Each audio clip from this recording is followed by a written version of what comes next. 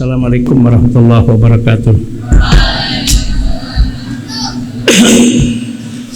Bismillahirrahmanirrahim. Alhamdulillahirabbil alamin.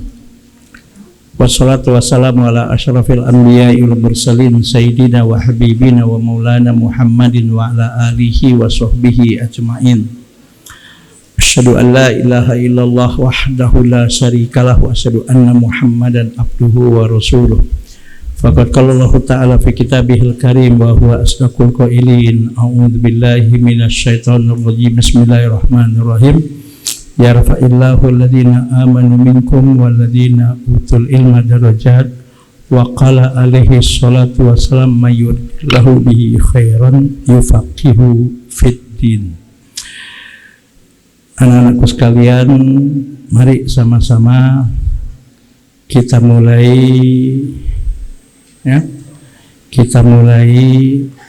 taklim ini dengan membaca Bismillahirrahmanirrahim. Selanjutnya mari kita membacakan suratul Fatihah, insyaallah, dan mudah-mudahan dengan kita membacakan suratul Fatihah ini dan dengan niat bibarakati hadhihi surah, kita doakan orang-orang tua kita, guru-guru kita, keluarga kita, sanak famili kita, orang-orang yang pernah berjasa dalam kehidupan kita, atau siapapun yang pernah menyumbangkan sebagian harta, tenaga, pikirannya untuk pondok pesantren Nurul Ilmi ini. Mereka-mereka yang telah meninggal dunia, kita doakan semoga Allah Subhanahu wa ta'ala terima semua kebaikan dan amal soleh yang dilakukan selama hidup mereka. Mudah-mudahan Allah Subhanahu wa ta'ala ampuni semua dosa dan kesalahan, kekhilafan yang dilakukan selama hidup mereka. Allah lapangkan dalam kubur mereka masing-masing, dan insya Allah Allah masukkan ke dalam surganya.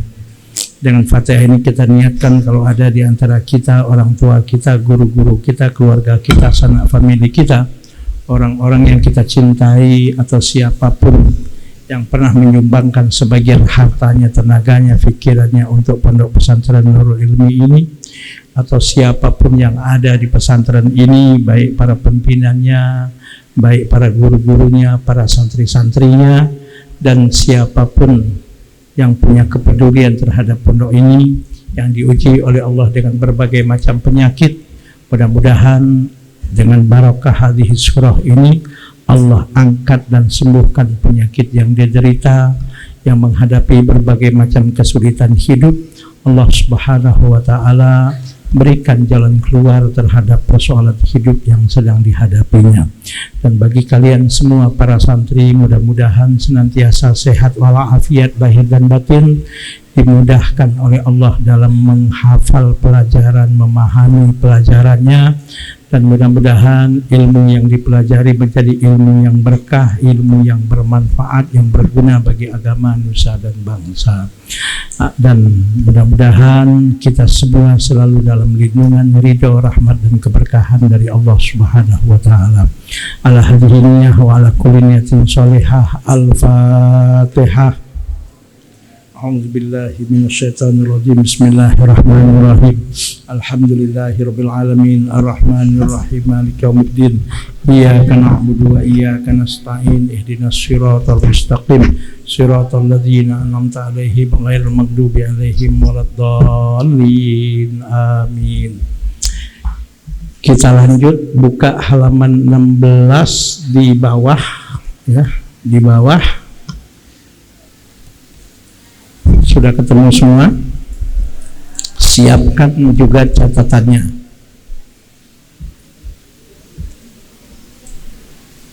Oke. Tolong lihat semua kitabnya. Bismillahirrahmanirrahim. Qala al-muallifu rahimahullah wa nafa'ana bi ulumihi fid dharaini. Amin. Wa min ta'zimil ilmi, ketemu kan? Wa min ta'zimil ilmi ta'zimul muallimi. Qala Aliyun karramallahu wajhahu wa min ta'zimil ilmi ta'zimul muallimi. Qala Aliyun karramallahu wajhahu ana abdu man allamani harfan wahidan. Ana abdu man allamani harfan wahidan. Insya'a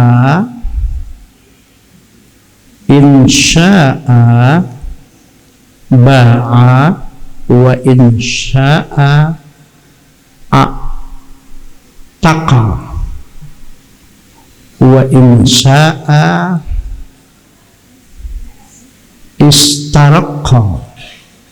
Titik sampai di situ dulu. Bismillahirrahmanirrahim. Wa min ta'zimil ilmi, dengarkan semuanya, jangan ada yang ngantuk. Wa min ta'zimil ilmi, dan dari menghargai ilmu. Wa min ta'zimil ilmi, dan itu dari menghargai ilmu. Ta'zimul muallimi adalah dari menghargai ilmu itu dari menghargai ilmu. Ta'zimul muallimi, menghargai guru, menghargai guru. Qala Aliyun, berkata Ali bin Abi Thalib. Qala Aliyun, berkata Ali bin Abi Thalib, karramallahu wajhah, semoga Allah memuliakan wajahnya. Apa kata Ali bin Abi Thalib? Ana abdu man allamani harfan wahidan. Ana, saya, abdu man allamani, adalah hamba bagi siapapun orang yang mengajarkan saya harfan wahidan, satu huruf. Harfan wahidan, satu huruf. Insya'a ba'a, kalau dia ingin menjualku. Wa insya'a a'taqa, kalau dia ingin memerdekakanku. Wa insya'a, kalau dia sebagai orang yang mengajarkanku tadi, istaraqa, menjadikan aku hamba sahaya, maka kata Ali bin Abi Thalib, saya siap dan bersedia. Sekali lagi saya ulangi, Nabi ulangi. Wa min ta'zimil ilmi, dan itu di antara menghargai ilmu. Ta'zimul muallimi, menghargai guru. Qala Aliyun, berkata Ali bin Abi Thalib karramallahu wajhahu, semoga Allah memuliakan wajahnya. Apa kata Ali bin Abi Thalib? Saking hormatnya dia kepada guru. Ini Ali bin Abi Thalib ini seorang khalifah. Ali bin Abi Thalib ini menantunya Rasulullah Sallallahu Alaihi Wasallam.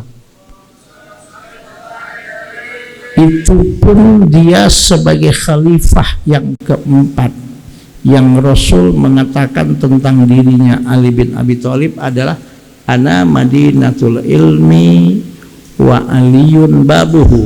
Ini kata Rasulullah, Ana Madinatul Ilmi, saya ini adalah kotanya ilmu. Wa aliyun babuhu, dan Ali adalah pintu ilmu tersebut. Nah, orang sekelas Ali bin Abi Thalib saja sebagai khalifah Rasulullah sallallahu alaihi wasallam yang keempat, bahkan menantunya Rasulullah sallallahu alaihi wasallam berkata, ana abdu man allamani harfan wahidan, saya adalah hambanya siapapun yang mengajarkan saya satu huruf.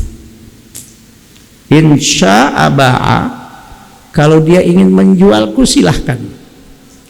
Wa insya'a ataqo, kalau dia ingin memerdekakanku silahkan. Wa insya'a istaraqa, kalau dia ingin menjadikan aku budak dan hamba sahaya pun aku siap, kata Ali bin Abi Thalib. Itu saking takzimnya, saking memuliakannya Ali bin Abi Thalib terhadap gurunya. Ya, dengarkan. Abi kemarin sudah kasih tahu waktu hari Jumat kepada kalian bahwasanya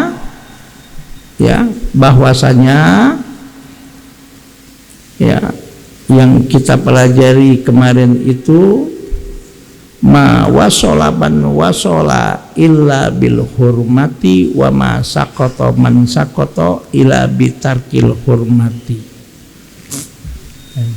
Tidaklah orang yang berhasil dalam mencapai keberhasilan dan kesuksesannya kecuali kesuksesan dan keberhasilannya itu dicapai dan didapat dengan dia memuliakan dan menghargai atau menghormati gurunya. Wa ma sakoto man sakoto, dan tidaklah orang yang gagal dalam hidupnya ya illa bitarkil hurmati wa ta'zim, kecuali dia gagal karena apa? Karena dia tidak menghargai dan tidak menghormati gurunya. Makanya itu al-hurmatu khairun minat ta'ati. Coba lihat di atas tadi. Al-hurmatu khairun minat ta'ati. Hormat dan takzim kepada guru itu lebih baik dari hanya sekedar taat kepada guru tersebut. Kenapa? Karena orang yang taat kepada perintah guru belum tentu dia hormat. Dia melaksanakan apa yang diperintahkan gurunya tapi hatinya ngomel. Dengarkan, dia melakukan apa yang diperintahkan gurunya tapi hatinya nggak nerima. Tapi kalau orang yang hormat kepada gurunya, pasti apapun yang diperintahkan gurunya ditaati. Kalau orang yang taat melaksanakan apa yang diperintahkan gurunya, belum tentu dia hormat kepada gurunya. Bisa jadi disuruh ngebersihkan lantai yang kotor, disuruh nyapu kelas yang kotor, itu belum tentu hatinya nerima. Kadang-kadang kesel, marah, ngomel, tapi nggak berani aja. Itu berarti dia tidak menghargai dan tidak menghormati atau belum menghormati gurunya. Kenapa? Karena takut, bisa jadi. Paham? Seperti kalian kadang-kadang kalau disuruh membersihkan sampah itu ngasal. Ya, seperti tadi barusan, nggak perlu saya sebut anaknya. Tolong ambil sini. Masa tiap-tiap sampah satu-satu saya suruh, tolong ambil ini, tolong ambil ini. Padahal di depan matanya gitu loh. Itu namanya hatinya nggak nerima ketika diminta untuk membersihkan, untuk membuang sampah. Kalau hatinya ikhlas, nggak seperti itu. Kayak kamu kadang-kadang disuruh untuk membersihkan kamar, untuk membersihkan masjid, kadang-kadang ngasal. Tahu ngasal? Kenapa ngasal? Karena hatinya nggak nerima disuruh itu, nggak nerima hatinya.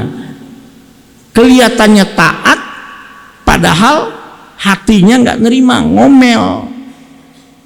Makanya itu orang yang hormat, benar-benar takzim kepada gurunya, itu pasti dia mentaati apa yang diperintahkan oleh gurunya. Makanya itu at-ta'zimu ya khairun minat ta'ati, ya, atau al-hurmatu khairun minat ta'ati. Hormat itu, menghargai itu sebetulnya lebih baik daripada taat. Kenapa? Karena bisa jadi seorang murid disuruh untuk membersihkan masjid yang kotor, disuruh membuang sampah yang di depannya, dia lakukan, dia taati, tapi belum tentu dia melakukannya hatinya nerima dan hatinya ikhlas. Contohnya, sampah banyak di mana-mana, ada 2-3 tempat. Disuruh bersihin, ini bersihin tuh sampah, yang diambil cuma 1. Itu tanda bahwa hatinya nggak nerima ketika disuruh untuk membersihkan sampah itu. Paham? Paham? Kenapa? Hatinya ngomel, kok kenapa saya tahu? Paham. Ya, kamu maaf, dengarkan, Abi itu ngajar sejak tahun 1984 tuh udah ngajar. Sudah 39 tahun, bukan baru kemarin.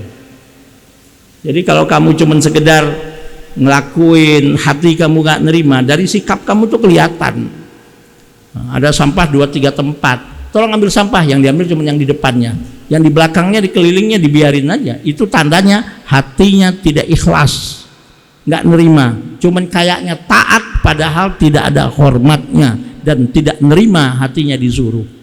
Ingat, Abi katakan kemarin, banyak gagalnya murid dalam kehidupannya bukan karena dia tidak pinter, bukan karena dia tidak banyak ilmunya. Bisa jadi dia pinter, bisa jadi dia cerdas, tapi kurang ajar kepada gurunya, tidak ada hormatnya kepada gurunya. Akhirnya ilmunya nggak bermanfaat, ilmunya nggak berkah. Paham? Makanya Abi sering ngatisau kepada kalian, tidak ada bekas guru sampai kapanpun kalian, sampai kalau kita mati menghembuskan nafas kita yang terakhir, guru adalah sampai kapanpun guru kita. Kenapa? Disitulah letaknya keberkahan dan manfaat ilmu itu kepada seorang murid. Tapi dengarkan, sejauh mana taat itu walaupun kepada guru. Nah, Rasul memberikan batasan dalam satu hadis sahih yang diriwayatkan oleh Imam Muslim, la ta'ata li makhlukin fi maksiatil khaliq. Haram hukumnya taat walaupun taat kepada perintah guru, kalau guru itu nyuruh kita berbuat maksiat, berbuat dosa, itu tidak boleh ditaati. Selama guru kita tidak menyuruh kita berbuat dosa, justru menyuruh kita melakukan kebaikan. Contoh tadi, membuang sampah, membersihkan kamar, membersihkan kelas, menertibkan bangku-bangku, jangan berisik. Itu hal yang baik dan bermanfaat yang tidak mengganggu. Semestinya cukup dikasih tahu isyarat, nggak perlu diteriakin, nggak perlu digentak-gentak dengan suara yang keras. Mestinya udah paham. Itu namanya santri dan murid yang tak dan menghormati gurunya. Tapi kalau yang nggak menghormati gurunya, dikasih tahu pelan, kenceng aja masih tetap teriak-teriak. Ingat, Abi katakan, hei, ingat, dengerin. Taatmu kepada gurumu lebih baik dari ilmu yang kau dapatkan dari gurumu tersebut. Kenapa? Karena dengan taatmu kepada hormatmu kepada gurumu, bukan taatmu, hormatmu kepada gurumu itu, hormatmu kepada siapapun orang yang mengajarmu, itu lebih baik dari ilmu yang kau dapatkan dari dia. Kenapa? Disitulah letak manfaat dan berkahnya ilmu. Mau kan ilmunya bermanfaat kan? Mau kan ilmunya berkah kan? Mau kan hidupnya bermanfaat kan? Mau hidupnya berkah kan? Hormati siapapun orang yang pernah mengajarmu, dan taati perintah siapapun gurumu selama apa yang diperintahkan gurumu bukan untuk melakukan dosa, bukan untuk melakukan maksiat. Kalau untuk melakukan dosa dan maksiat, sekalipun guru bahkan orang tua tidak boleh ditaati perintahnya. Tapi kalau hormat silahkan. Sampai kalau kata orang tua pun Allah berfirman, wa in jahadaka ala an tusyrika bi ma laysa laka bihi ilmun fala tuti'huma wa sahibhuma fid dunya ma'rufa. Seandainya ibu bapakmu itu bukan seiman denganmu, kafir atau non muslim dia, dan dia memaksamu untuk engkau melakukan perbuatan syirik kepada Allah, Allah katakan fala tuti'huma, kau enggak boleh mentaati perintahnya. Tapi tetap wasohibhuma fid dunya ma'rufa, karena itu adalah dua orang tuamu, karena itu adalah ibumu dan bapakmu, engkau tetap wajib berkata, bersikap, berbuat dan berinteraksi dengan ibu bapakmu itu dengan baik. Itu perintah Allah. Juga kepada guru hormat dan wajib mentaati apapun yang diperintahkan guru, selama apa yang diperintahkan itu bukan untuk melakukan dosa, bukan untuk melakukan maksiat. Tapi kalau disuruh kalian untuk melakukan dosa, disuruh kalian untuk melakukan maksiat, disuruh kalian untuk melakukan kemungkaran, sekalipun itu yang nyuruh adalah ibumu, sekalipun yang nyuruh bapakmu, sekalipun yang nyuruh adalah gurumu, itu tetap tidak boleh ditaati. Paham? Kenapa kok kita tetap wajib untuk selalu hormat kepada guru kita? Insya Allah disitulah letak keberkahan dan manfaatnya ilmu yang kalian dapatkan dan pelajari dari mereka. Hei, mau ilmunya berkah, mau ilmunya manfaat, hormati siapapun orang yang pernah mengajar kalian. Dan dengan menghormati guru, itu namanya juga Anda memuliakan ilmu yang kalian dapatkan dari guru tersebut. Lihat halaman 16. Sebelum yang Abi bacakan tadi, ala taro, apakah engkau tidak melihat? Ketemu? Ala taro, apakah engkau tidak melihat? Annal insana, sesungguhnya manusia, la yukaffaru bil maksiyah, tidak akan diampuni, ya, tidak diampuni kalau dia melakukan maksiat, kecuali dia bertaubat. Jadi maksiat yang dilakukan itu tidak akan dihapuskan oleh Allah kecuali kalau memang dia bertaubat. Wa innama yukaffaru, dan seseorang itu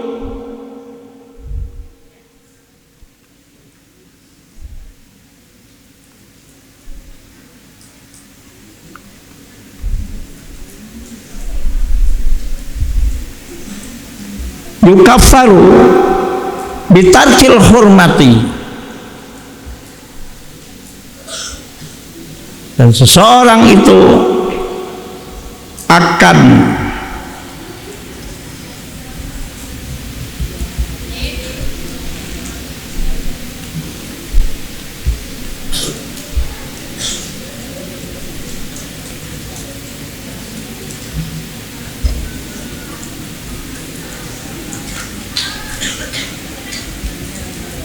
Oh, bukan.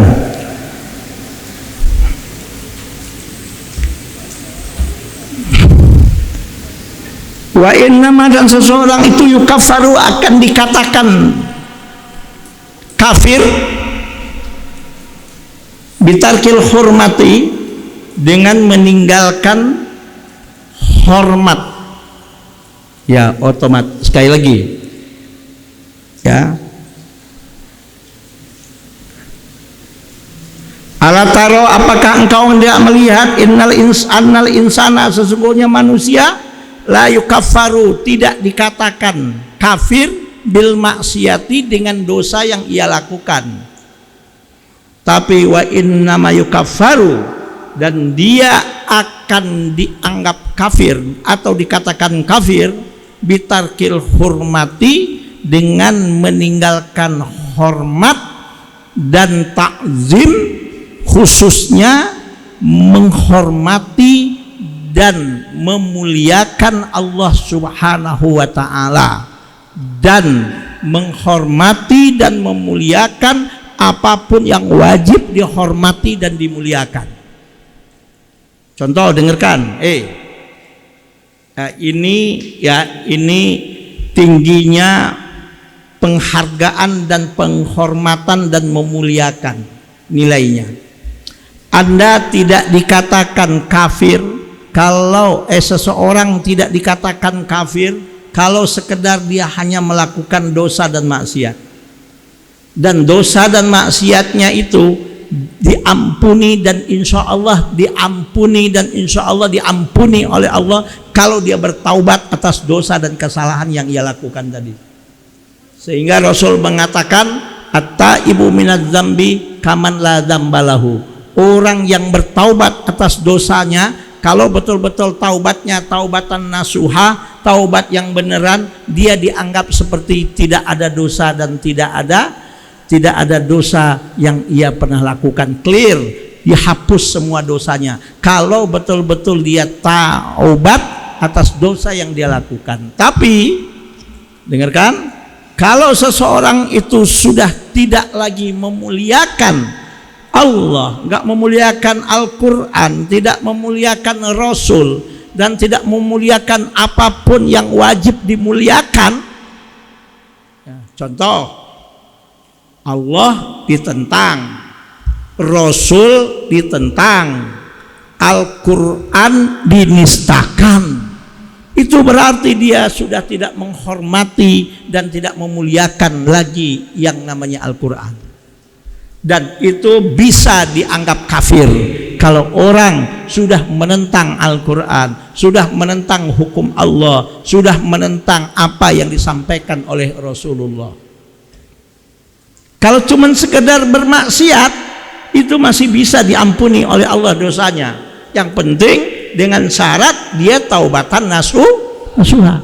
Tapi kalau sudah sampai ke tingkat, dengarkan, sudah sampai ke tingkat menentang Allah, menentang Rasul, menentang Al-Quran, menentang syariat, itu berarti dia sudah tidak memuliakan lagi Allah, sudah tidak memuliakan lagi Rasul, sudah tidak memuliakan lagi Al-Quran. Ini bisa dianggap kafir. Paham?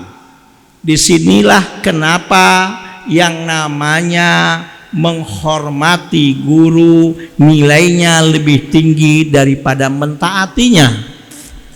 Kenapa? Orang yang mentaati perintah gurunya belum tentu dia hormat kepada gurunya. Contoh, Abi katakan tadi, seseorang murid, seorang santri disuruh oleh gurunya untuk membersihkan sampah yang memang ada di depan murid itu. Disuruh untuk membersihkan masjid yang memang masjid waktu itu kotor. Ya, dia taati. Tapi sambil hatinya apa? Sambil hatinya enggak nerima. Sambil hatinya marah, ngedumel. Itu namanya murid tadi tidak hormat kepada gurunya, walaupun kelihatannya dia taat. Contohnya apa? Kayak tadi, Abi contoh yang gampang. Ya disuruh bersihin, ngambilin sampah itu. Ada sampah berceceran 1, 2, 3, 4 tempat. Ambil tuh sampah, pungut. Dipungut cuma 1. Yang 3 dibiarin lagi. Padahal dia deket dia. Ambil yang 1 lagi, diambil lagi. Yang 2 dibiarin lagi. Ambil. Itu namanya dia maaf. Itu namanya dia kelihatannya taat, padahal dia tidak hormat kepada gurunya. Kenapa? Hatinya nggak nerima, ngedumel, ngomel, nggak nerima disuruh ngebersihin. Paham? Padahal Islam mengatakan an-nazafatu minal iman. Nah disinilah letaknya kenapa menghormati guru lebih mulia daripada mentaatinya. Sebab apa? Orang yang menghormati gurunya pasti dia akan mentaati gurunya tersebut. Tapi orang yang mentaati belum tentu dia menghormati gurunya. Dengerin. Banyak kan disuruh hatinya ngomel, cuman kelihatannya taat. Buktinya apa? Ya, habis gurunya pergi, gembira, senang. Nggak nerima dengan ikhlas. Banyak yang model begini ini. Makanya Abi lihat, maaf ya, alhamdulillah Abi itu ngajar itu dari tahun 1984 sampai sekarang ya, sudah 2023, sudah 39 tahun ngajar ya, udah 39 tahun. Sekarang usia Abi itu 59 masuk. Berarti umur 20 sudah ngajar.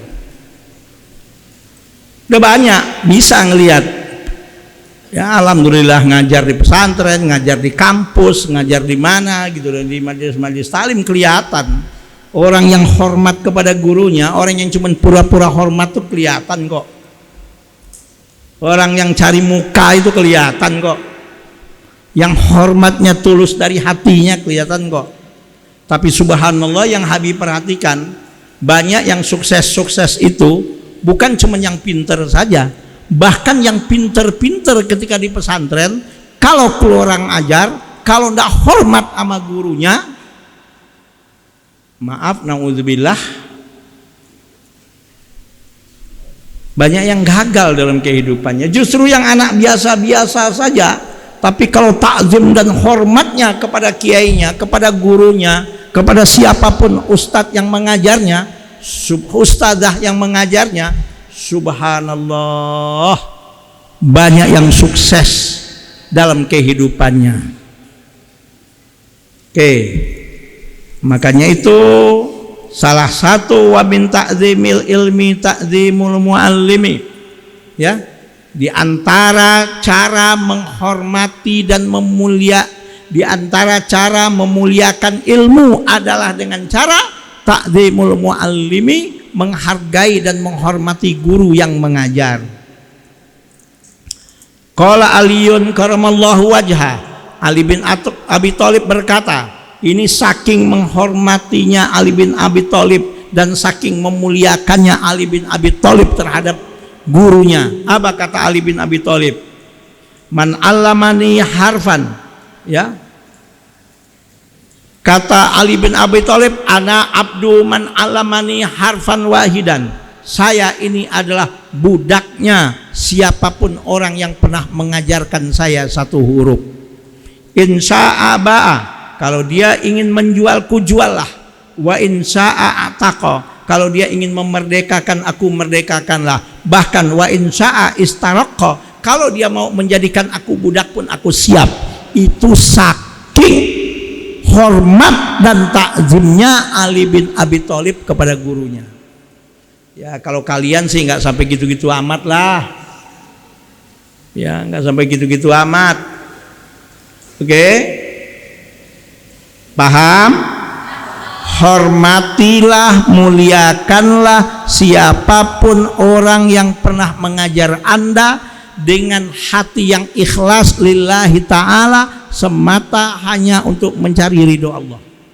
Sekali dengerin, santri semuanya, hormatilah, muliakanlah kiaimu, gurumu, ustadzmu, ustadzahmu, atau siapapun orang yang pernah mengajarmu baik ketika di TPA, ketika kamu di TK, ketika kamu di SD, ketika kamu di pesantren atau dimanapun, siapa orang yang pernah mengajarmu, yang menjadi gurumu, hormati dan muliakan dia. Insya Allah disitulah letak keberkahan ilmu, dan Allah akan memberikan keberkahan dan manfaat dari ilmu tersebut. Ayo, mana yang lebih mulia, mentaati atau menghormati? Kenapa menghormati lebih tinggi derajatnya daripada mentaati? Karena orang yang menghormati orang tuanya, yang memuliakan orang tuanya, yang memuliakan dan menghormati gurunya, otomatis mentaati. Tapi orang yang mentaati bisa jadi dia lakukan dan dia taati perintahnya, tapi hatinya belum tentu menerima dengan ikhlas. Sudah, lanjut. Waqad unsidat fi dzalika, waqad unsidat fi dzalika, dan benar-benar telah ada nasyid atau dinasyidkan hal itu. Apa nasyidnya bunyinya? Ra'aitu ahaqqal haqqi haqqal muallimi wa aujabahu haq wa aujabahu hifzan ala kulli muslimin laqad haqqa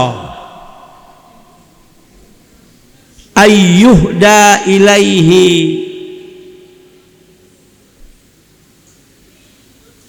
karomatun.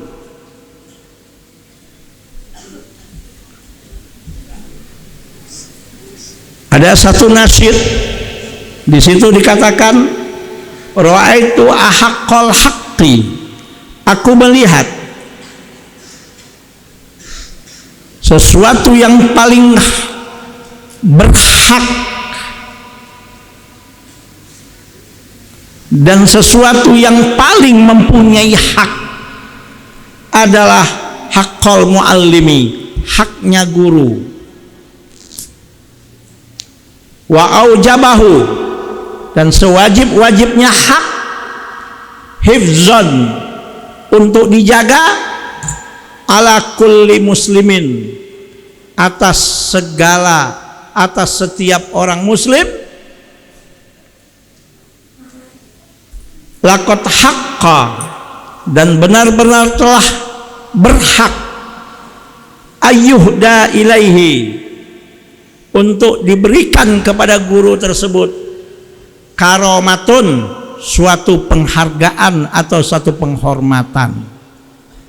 Jadi artinya nasyid ini adalah orang yang paling berhak untuk dihormati, orang yang paling berhak untuk dihargai, orang yang paling berhak untuk dimuliakan, ya, setelah Allah, setelah Rasul, setelah kitab suci, setelah orang tua, yaitu siapa? Guru. Oke, paham?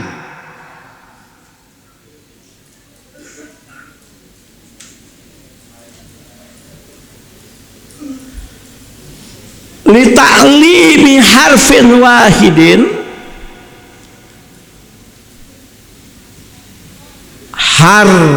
ya, li ta'limi harfin wahidin alfu dirhamin, untuk mengajar satu huruf saja. Dengarkan, untuk mengajar satu huruf saja semestinya, ya, semestinya paling sedikit kita sebagai murid harus membayarnya 1000 dirham, baru satu huruf, ya. Fa inna man 'allamaka, sesungguhnya orang yang mengajarkan kamu harfan, satu huruf, mimma tahtaju ilaihi, dari yang kau butuhkan,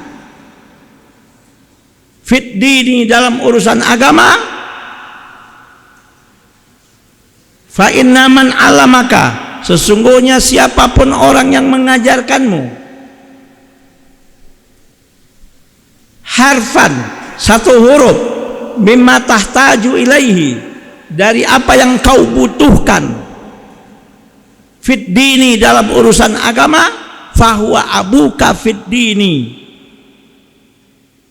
dan dialah sebetulnya ayahmu dalam agama.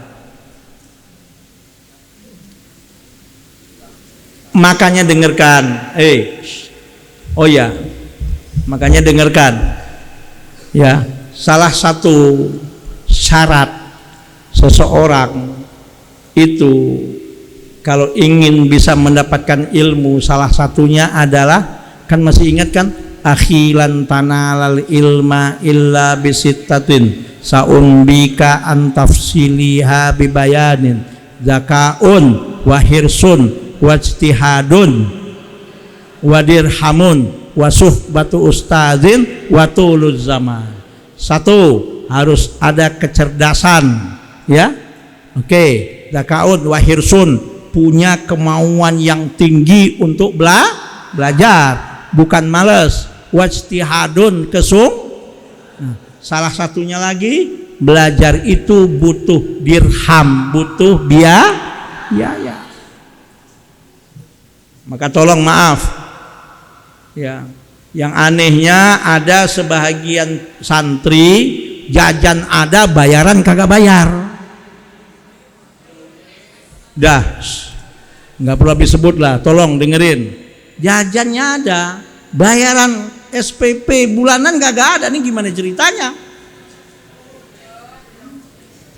Jajan ada, tapi SPP nggak dibayar, kadang-kadang nggak lebih 1 tahun. Lah gimana ilmunya mau berkah kalau jajan dipaksa-paksain untuk bayar SPP nggak dibayar? Ini maaf ya, Abi perlu terpaksa ngomong kayak gini. Ini terpaksa ngomong kayak gini.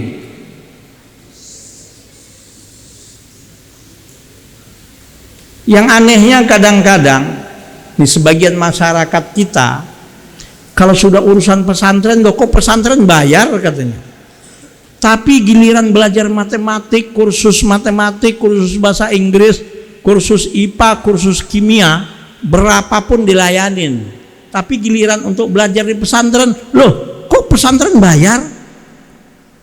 Loh justru belajar di pesantren itu 24 jam, makan di situ, tidur di situ, dididik di situ, digembleng di situ, ilmu apapun kalian belajar dan dipelajari di pesantren. Lah memangnya pesantren kalau listrik nggak bayar nggak dicabut sama PLN? Kalau listrik di pesantren nggak dibayar, dicabut nggak sama PLN? Dicabut.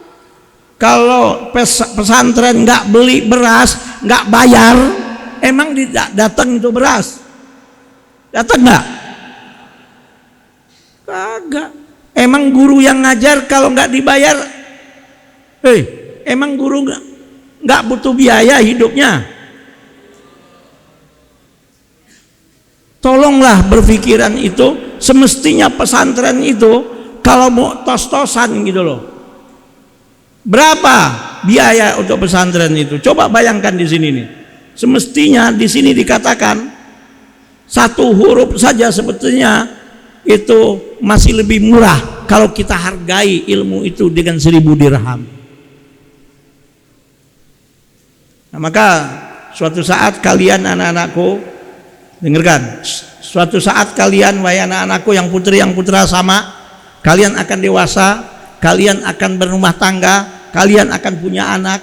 Kalau kalian memasukkan anak kalian ke pesantren, perhatikan biaya pendidikan anak Anda. Suatu saat, sekarang boleh kalian di depan Abi kayak gini, tapi 15 tahun akan datang, bahkan mungkin nggak sampai 15 tahun akan datang, kalian akan berkeluarga, kalian akan punya anak dan kalian akan memasukkan anak kalian bisa jadi ke pesantren. Perhatikan biaya pendidikan anak kalian di pesantren. Insya Allah di situ ilmu yang anak-anak kalian dapatkan itu insya Allah lebih bermanfaat dan lebih berkah. Ini kadang-kadang ada orang tua jajan anaknya diperhatikan, SPP bayaran anaknya nggak diperhatikan. Ya ini maaf. Abi terpaksa ngomong kayak gini karena di sini dikatakan begini nih. Li ta'limi harfin wahidin alfu dirhamin. Kalau seandainya hitung-hitungan 1000 dirham saja. Kalau 1000 dirham itu kalau sekarang misalnya dirhamnya ya Yordania itu 20.000 lebih, 20.800. Taruh 20.000 kali 1000 berapa itu? Hah? Berapa? 20 juta. Mestinya satu huruf ilmu yang diajarkan oleh guru dibayar dibayar 1000 dirham. Ini perumpamaan yang ada di di kitab Ta'limu Ta'lim ini. Saking mahalnya ilmu itu. Semestinya walaupun satu huruf yang kau butuhkan dalam agama yang diajarkan dibayar 1000 dirham pun itu masih belum seberapa nilainya. Kalau mau hitung-hitungan menurut kitab Ta'limul Ta'lim ini. Nah yang paling penting anak-anakku sekalian, menghormati guru, memuliakan guru itu jauh bahkan masih lebih tinggi daripada cuma sekedar mentaatinya. Kenapa? Karena murid yang mentaati perintah gurunya belum tentu dia hormat dan takzim kepada guru yang menyuruh dia melakukan sesuatu itu. Tapi kalau dia hormat dan takzim dan muliakan gurunya itu, dia pasti akan mentaati apapun yang diperintahkan guru tersebut. Tapi ada ya dengarkan, ada ketentuan sejauh manakah seorang murid, seorang santri wajib untuk taat kepada perintah guru, bahkan kepada perintah orang tua. Seorang anak wajib taat selama yang diperintahkan bukan untuk dosa dan maksiat. Tapi kalau yang diperintahkan untuk dosa dan maksiat itu tidak boleh ditaati. Oke, dengarkan lagi. Makanya itu Imam Ghazali mengatakan abuka salah satun. Orang tuamu itu ada 3.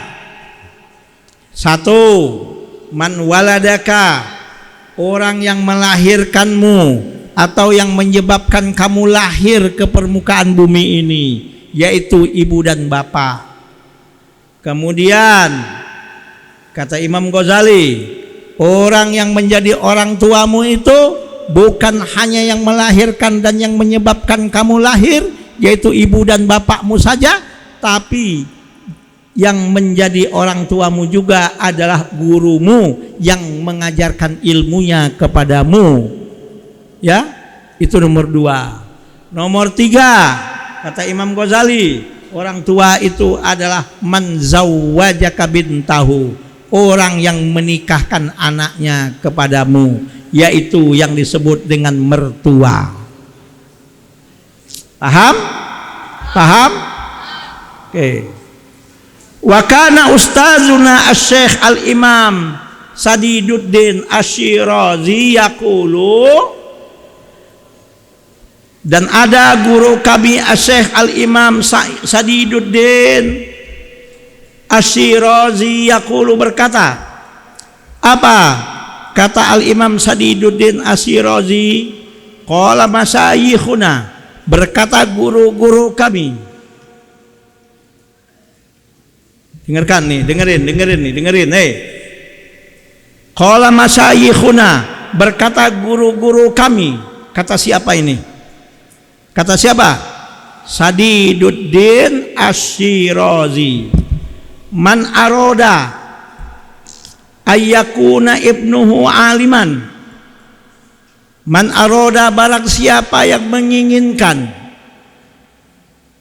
ayyakuna ibnuhu aliman, agar anaknya menjadi alim, menjadi pandai, menjadi pintar dan menjadi berilmu, fayambaghi ayyura iyal guroba'a, maka dia wajib dan seyogyanya menjaga orang-orang yang langka, minal fuqaha, dari orang-orang yang alim yang berilmu.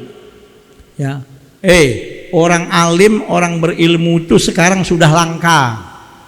Kalau orang bodoh, orang nggak berilmu itu banyak, tapi orang alim, orang berilmu itu langka. Apalagi yang menguasai ilmu, yang benar-benar mumpuni, yang benar-benar ilmunya itu mapan, jarang sekarang.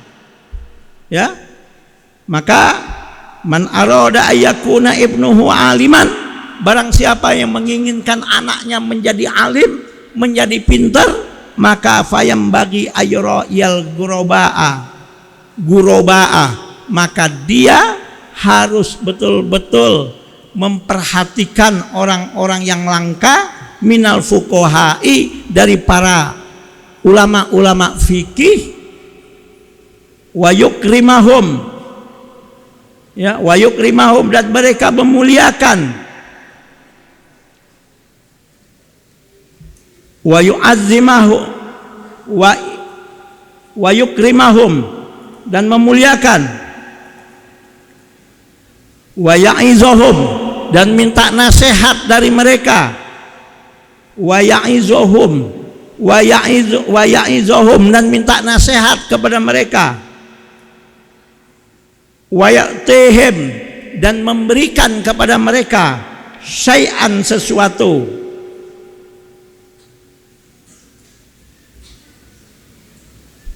Ini akhlak kepada guru, ya, dengarkan. Ya, guru itu dihormati, guru itu, ulama itu dimuliakan dan minta nasihat kepada mereka. Bahkan kalau kita ada sedikit, ada rezeki, ya berbagilah, wa yu'tiyahum syai'an, berbagilah atau kasihlah guru kita itu. Fa in lam yakun ibnuhu aliman, kalau dia ingin anaknya menjadi alim, jangan pelit kepada guru.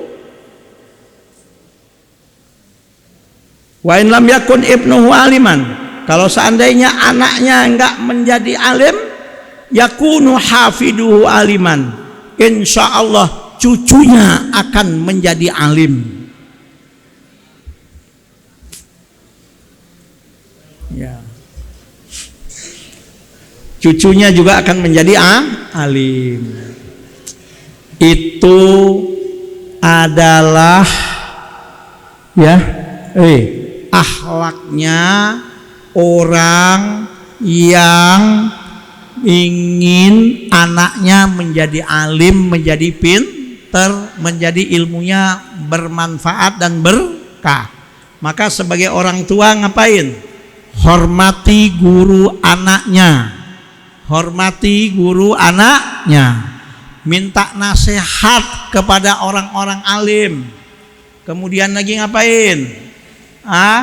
Kalau ada rezeki, ya berbagilah dengan orang alim tersebut. Kemudian ngapain lagi?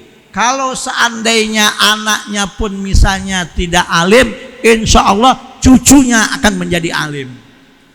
Jadi artinya anak kita bisa jadi pinter, anak kita bisa jadi alim, itu nggak ujuk-ujuk, nggak langsung, nggak otomatis. Itu tidak lepas dari usaha orang tuanya untuk menghargai dan menghormati guru anaknya. Ini kadang-kadang ada orang tua nitipin anaknya ke pesantren, nitipin anaknya untuk diajar oleh seorang guru, tapi ini orang tua cuek, bahkan hormatnya sedikit pun kepada guru anaknya nggak peduli, nggak ada hormatnya sedikit pun. Kadang-kadang ngomong pun kadang-kadang seenaknya. Kalau sudah ngomong kadang-kadang mengkritiknya kasarnya bukan main. Ya, kasihan anaknya yang diajar oleh guru tadi. Kenapa? Karena hati guru tadi bisa saja kecil dan merasa tersakiti karena kelakuan orang tua tersebut. Karena kelakuan orang tua tersebut. Kasihan siapanya?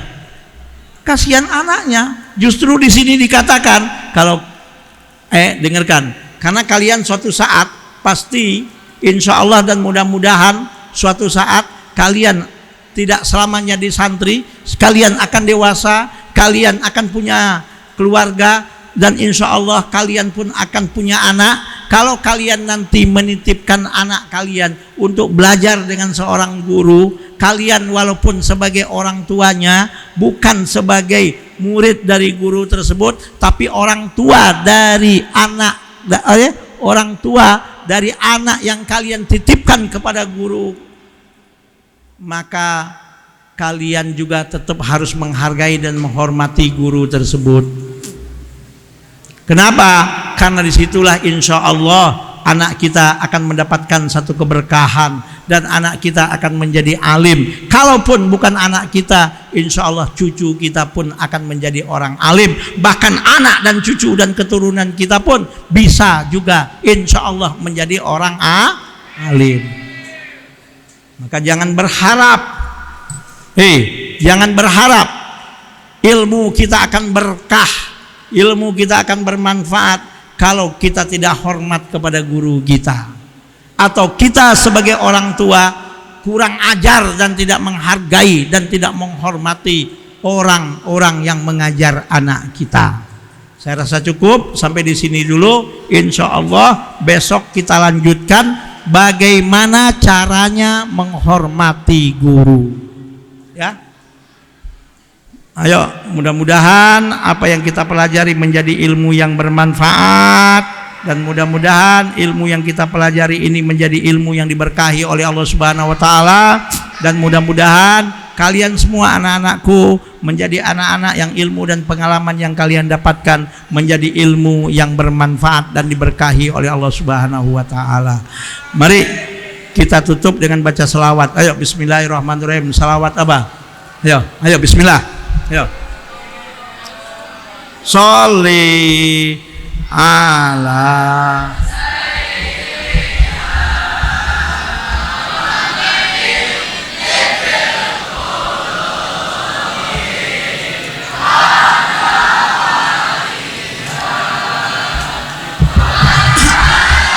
afiyati abada.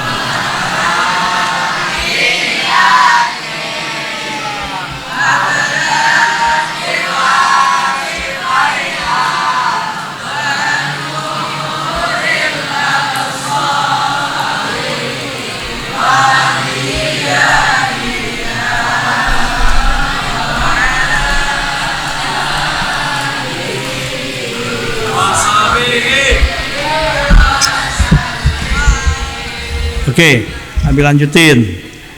Dengarkan, tutup ya, perhatikan. Menghormati dan menghargai guru itu lebih baik daripada mentaatinya. Kenapa? Karena orang yang mentaati belum tentu menghormati atau belum tentu menghargai. Bisa jadi dia taat atas perintah gurunya, tapi hatinya nggak nerima, bahkan ngomel dan dongkol. Betul. Tapi kalau orang yang menghormati dan memuliakan gurunya serta menghormatinya, insya Allah selama apa yang diperintahkan gurunya bukan hal maksiat dan dosa, otomatis insya Allah dia taati. Boleh tidak mentaati perintah guru kalau perintah itu untuk dosa dan maksiat? Tidak boleh. Oke ya. Subhanakallahumma wa bihamdika asyhadu an la ilaha illa anta astaghfiruka wa atubu ilaik. Assalamualaikum warahmatullahi wabarakatuh.